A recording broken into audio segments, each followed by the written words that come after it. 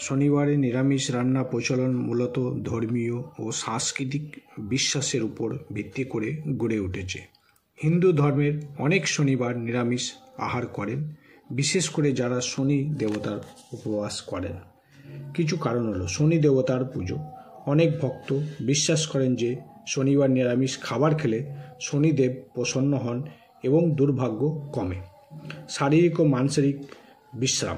সপ্তাহে অন্তত একদিন নিরামিষ খাবার গ্রহণ করলে শরীরের জন্য উপকারী হতে পারে। সনাতন রীতি।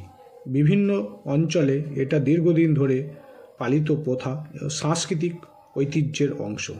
শনিবারে নিরামিষ রান্না সাধারণত ছোলা, বিভিন্ন ডাল, শাকসবজি, পনির, আলু, কলাই, ডাল ইত্যাদি ব্যবহৃত হয়।